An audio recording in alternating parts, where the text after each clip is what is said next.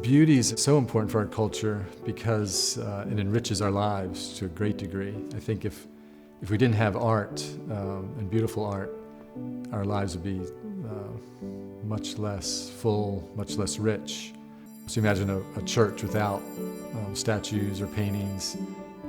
So that's something I think the Protestant church has quite wrong, not enjoying the richness of our art.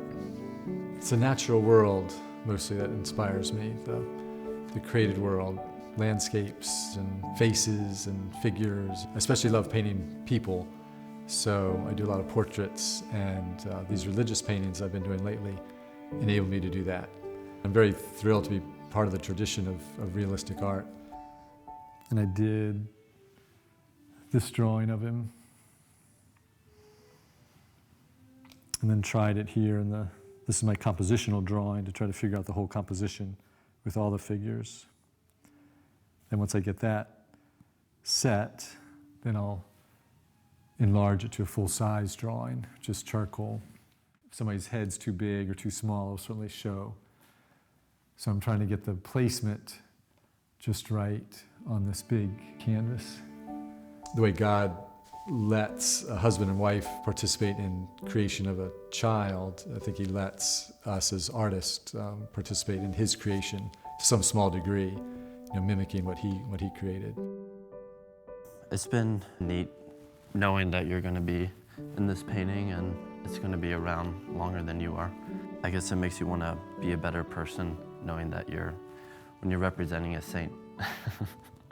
I enjoy doing these religious paintings for altarpieces or work for a church. I think that it enriches, beautifies the church. It's good for teaching.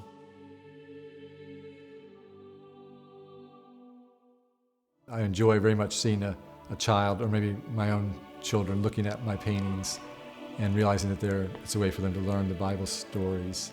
What those paintings help do is opens up a personal relationship with some of the saints that they represent. The paintings are beautiful and huge and lifelike.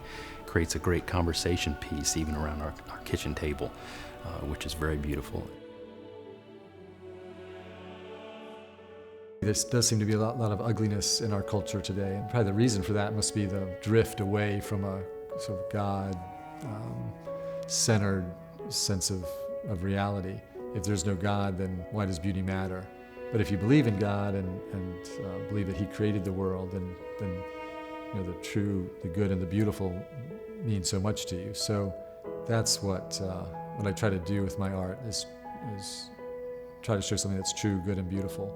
So I think the world needs it, especially now. And I do think that you hear theologians say that the best way to draw people to the church is probably through beauty. The traditional art that I do really goes way back to the Renaissance. And I was thrilled to find my teacher who, in the 1970s, studied with a man who was born in 1893. So there's a real link back to pre-modern art. So I think modern art really changed things. I think that the main difference between modern artists and traditional artists is that the modern artist wants to get to the final goal, which is to express yourself, which I agree. I think that is what we should do. But I think the modern artists ignored the training part, the number of years you need to study, to learn the craft of painting. This traditional training is so important, and it has to be handed down from teacher to student, and that student becomes a teacher in his own right. So it's the shadows that are so important, so vital. You need both the light and the dark. And then the color in the shadows is very important.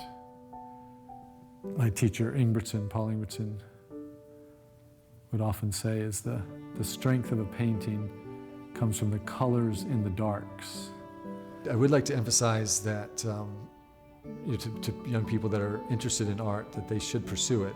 It does take a little bit of, I feel like you're going out on a limb because it might be a little bit difficult to make a living as an artist, but it can be done. You need to train really well, find the good teacher, and then be willing to spend the time.